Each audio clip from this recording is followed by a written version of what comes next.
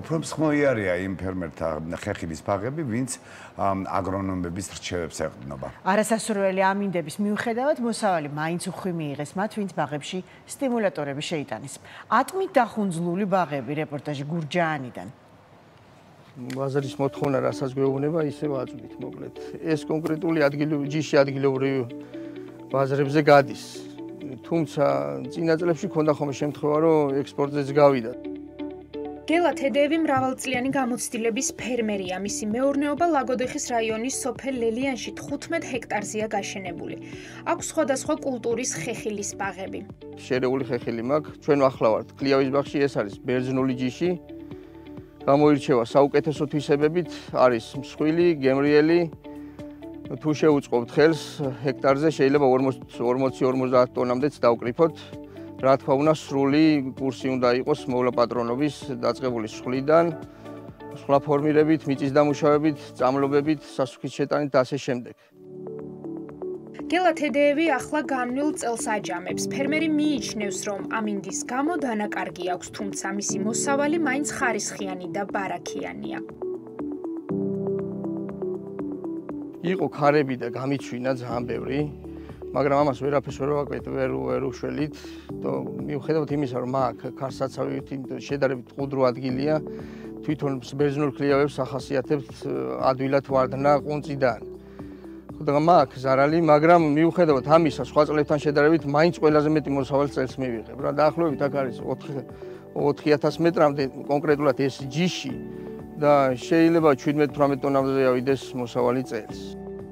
ფერმერმა იცის, რომ წლევანდელი უხვი მოსავალი განაპირობა სტიმულატორებმა, რომელსაც გელა თედეევი უკვე წლებია კონკრეტულ დროს, კონკრეტული მიზნით იყენებს. ამ კლიავის ბაღში კონკრეტულად გამოვიყენე ეკლომარი და პოლარის პროფგელი მაღალი კალიუმის შემცველობით. ბოლო ეტაპზე იზრდება ყველაზე სწრაფად ინტენსიურად ხილი. და ამას უწყობს ძალიან იდეალურად ხელს ეკლომარი და გამოვიყენეთ. ზუსტად უნდა დაამთხვიო იმ პერიოდს, როცა აპირებს გამსხვილებას ნაყოფი და მე ვიცი ეს, იმიტომ რომ რამდენიმე წელი ამის პრაქტიკა მაქვს და მე ვფიქრობ ძალიან კარგი შედეგი მომცა, ანუ ბაზარზე ჩემი პროდუქტი რო შედის, პირველი ეს იყიდება თავისი ფორმით, სისხლს და წონის გამო.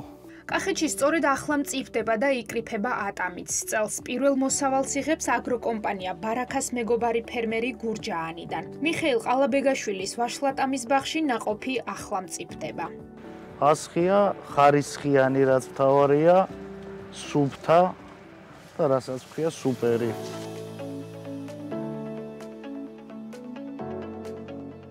შედეგმა აქაც მოლოდინს გადააჭარბა. ფერმერი დარწმუნებულია, რომ მოსავალის ხარისხიდან გამომდინარე პროდუქტის გაყიდვას მარტივად და მაღალ ფასად შეძლებს. გასაღება ნამდვილად არ გამიჭირდება, ისეთი არის, რომ მიტანა და ჩაბარება ერთი იქნება რა, არანაირად მაგაზე ფიქრი არ მაქვს, რომ ვერ გავყიდი და რაღაცა თუ იქნება დაბალი ხარისხი, იმაზე ყოველთვის გაგიჭირდება რეალიზაცია და ვერ გაყიდი ისე როგორც უნდა იმ როცა მოიყვან კარგს და საუკეთესოს, კარგ ფაშიც გაყიდი და რეალიზაციაც გექნება ნორმალური, მაგაზე ფიქრი არ გექნება. სოფელ ძირკოქში ვაშლატამის ბაღი ფერმერმა 4 წლის წინ გააშენა. ნარგავებს პირველივე დღიდან ბარაქას აგრონომის რეკომენდაციით უვლის. მეხმარება ბარაქას აგრონომი, მისი რჩევით, დარიგებით ვაკეთებ ყველაფერს. ეკლომარის ძალიან დიდი კმაყოფილი ვარ, შედეგი მოლოდინზე მეტი დადო რა, ისეთ შედეგია. შეცვალა ნაყოს მისცა სისხლო, გაზარდა, ხეს მისცა სილურჯე, ჩალურჯდა უფრო.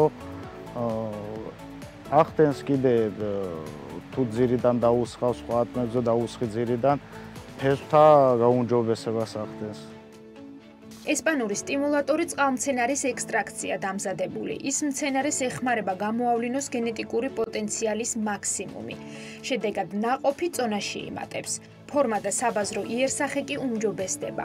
ესპანური კომპანია პლაიმაგის წარმოების ბიოსტიმულატორი ეკლომარი, რომელიც შეიცავს წყალმცენარის ეკლონია მაქსიმას ექსტრაქტს, ხელს უწყობს ნაყოფების დამსხვილებას. ეკლომარი მდიდარია ალგინის მჟავით, შეიცავს ბუნებრივ ჰორმონებს. აუქსინს, გიბერელინს და ციტოკინინებს, ასევე თავისუფალი ამინომჟავების დაბალანსებულ რაოდენობას. მისი გამოყენება ხელს უწყობს საკვები ელემენტების უკეთეს ათვისებას. ის უზრუნველყოფს უჯრედების ზრდას, რის შედეგადაც ღებულობთ მსხვილ და მაღალი საბაზრო ღირებულების ნაყოფებს. მისი გამოყენება აუმჯობესებს მოსავლიანობას როგორც ხეხილოვან, ასევე კაკლოვან და ბოსტნეულ კულტურებში. ეკლომარის გამოყენება დაშვებულია ბიომეურნეობებშიც. ეკლომარი ბარაქას აგრონომებმა უკვე ბევრჯერ გამოსცადეს, როგორც ატამში, ისე ყურძენში, თხილსა და სიმინდშიც.